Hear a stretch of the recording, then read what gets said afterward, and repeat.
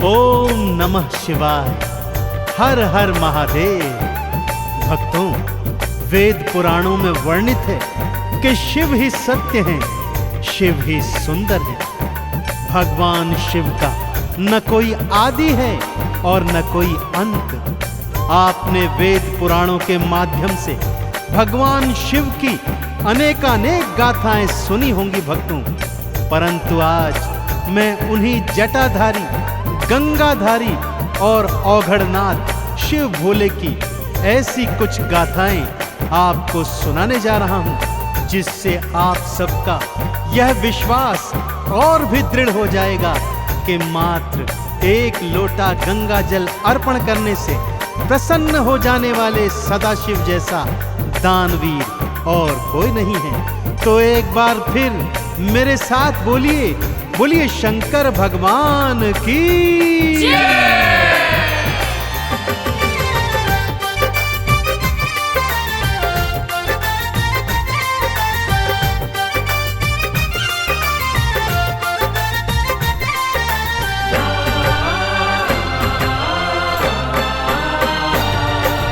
आओ तुम्हें मैं कथा सुनाऊं, आओ तुम्हें मैं कथा सुनाऊं शिव शंकर भगवान की। असुरों को भी जो वर देते ऐसे दया निधान की, ऐसे दया निधान की। आओ तुम्हें मैं कथा सुनाऊं शिव शंकर भगवान की। असुरों को भी जो वर देते ऐसे दया निधान की, ऐसे दया निधान की। आओ तुम्हें मैं कथा सुनाऊं।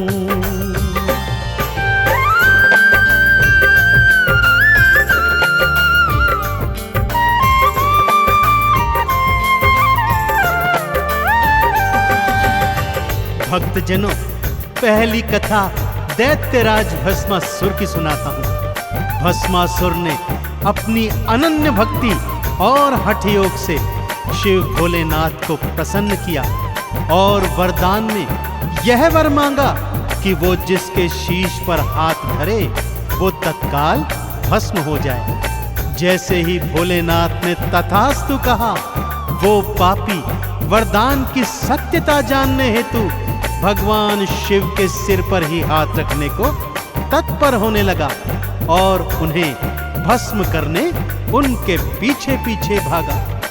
तीनों लोकों के आराध्य भगवान भोलेनाथ आज स्वयं अपने प्राणों की रक्षा हेतु आगे आगे भाग रहे हैं और पीछे पीछे दैत्य भाग रहा है।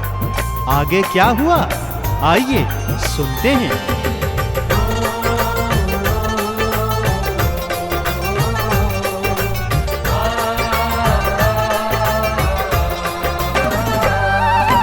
पीछे पीछे भागा पापी, आगे शिव जी भाग रहे। सृष्टि के हरता देखो अब स्वयं मृत्यु से कांप रहे। भागते भागते विष्णु लोक में शिव शंकर देखो आए। हे विष्णु प्राणों को बचाओ, शिव शंकर ये बतलाए। कैसे विष्णु जी ने की थी, हाँ कैसे विष्णु जी ने की थी रक्षा शिव के प्राण की। असुरों को भी जो वर देते ऐसे करुणा निधान की, ऐसे दया निधान की। आओ तुम्हें मैं कथा सुनाऊं शिव शंकर भगवान की। असुरों को भी जो वर देते ऐसे दया निधान की, ऐसे दया निधान की। आओ तुम्हें मैं कथा सुनाऊं।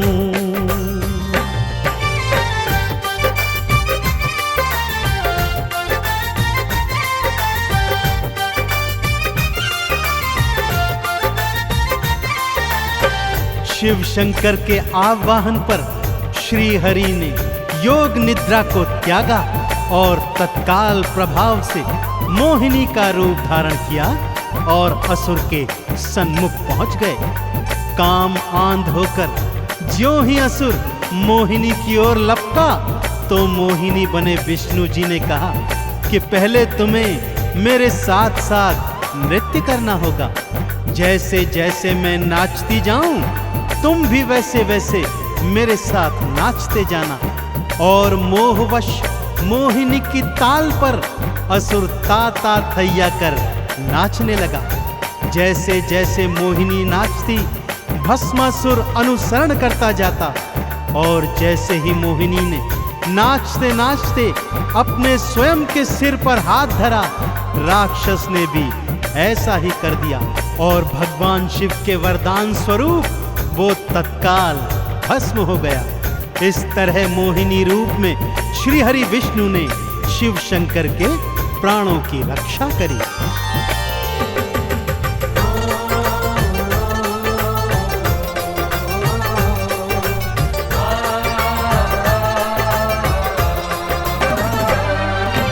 जैसे जैसे मोहिनी नाचे, असुर भी नाचता जाता था। भस्मासुर तो मोहिनी की ताल से ताल मिलाता था। मोहिनी ने नाचते नाचते अपने सिर पर हाथ रखा। राक्षस ने भी मोहिनी का भक्तों फिर अनुसरण किया। भस्म हो गया राक्षस पल में। हाँ, भस्म हो गया राक्षस पल में। बलि चढ़ाई प्राण की, असुरों को भी जो वर देते, ऐसे दया निधान की, ऐसे दया निधान की। आओ तुम्हें मैं कथा सुनाऊं शिव शंकर भगवान की। असुरों को भी जो वर देते, ऐसे दया निधान की, ऐसे दया निधान की। आओ तुम्हें मैं कथा सुनाऊं।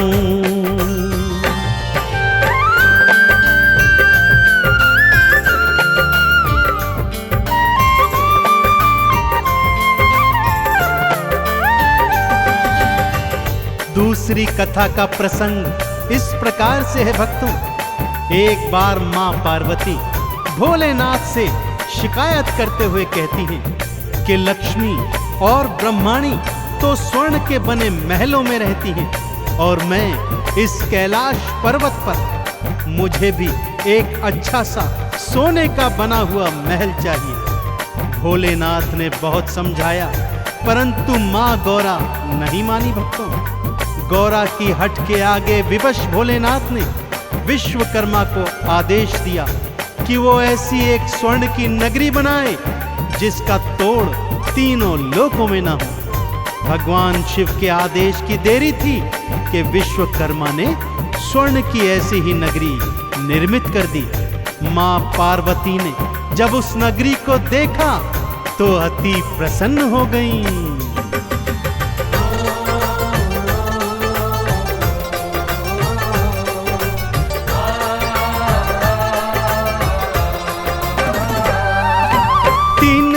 में सबसे सुंदर ऐसी नगरी बनवाई।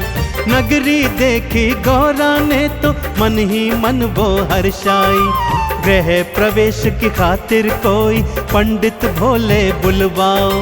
यज्ञ हवन और पूजा अर्चन हे शिव शंकर करवाओ।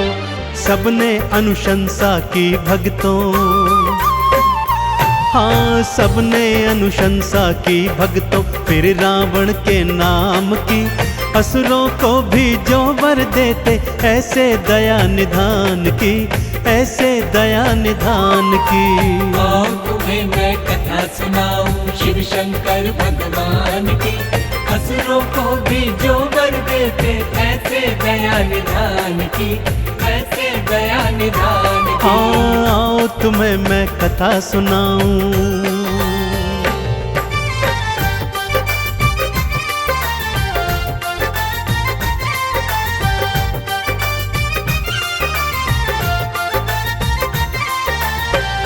सभी ऋषि मुनियों और देवी देवताओं ने शिव शंकर को यही बताया कि भगवान रावण जैसा प्रकांड पंडित तीनों लोकों में नहीं है, अतः उसी को गृह प्रवेश के पूजन पर आमंत्रित करना चाहिए। ऐसा ही हुआ भक्तों।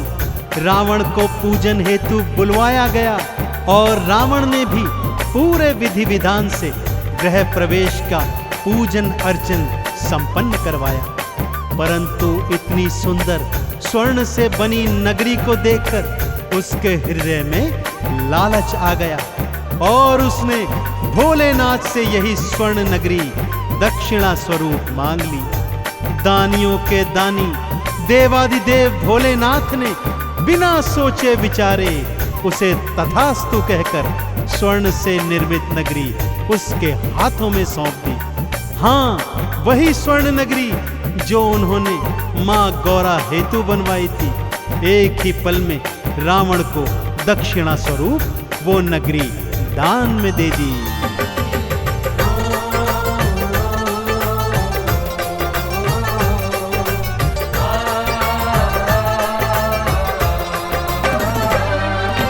एक पल को ना देर लगाई, दान में लंका दे डाली। आप फकीरी हाल रहे और सबको देते खुशहाली। स्वर्ण की नगरी देखो रावण फिर अपने घर ले आया। पापी था पर शिव शंकर का भक्त परम वो कहलाया। वेद पुराण भी कहते गाथा, हाँ वेद पुराण भी कहते गाथा शिव शंकर के दान की। असुरों को भी जो वर देते ऐसे दया निधान की, ऐसे दया निधान की। आओ तुम्हें मैं कथा सुनाऊं शिव शंकर भगवान की। असुरों को भी जो वर देते ऐसे दया निधान की, ऐसे दया निधान की। आओ तुम्हें मैं कथा सुनाऊं।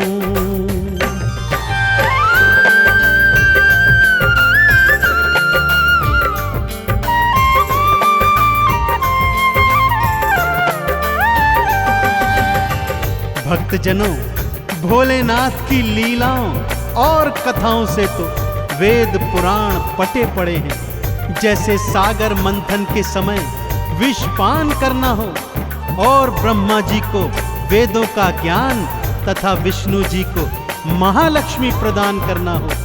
ताड़कासुर, जालंधर जैसे अनेकानेक असुरों ने भोलेनाथ को प्रसन्न कर उनसे अभय वरदान प्राप्त किए हैं। तो फिर भोलेनाथ जो असुरों को भी वर देते हैं, क्या आपकी भक्ति से प्रसन्न नहीं होंगे भक्तों? अवश्य होंगे। कैसे होंगे? आइए आपको बतलाता हूं।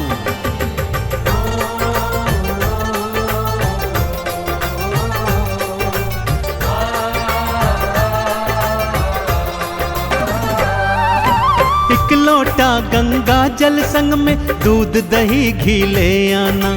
चंदन तिलक लगा पिंडी पर बेल पत्र अर्पित करना।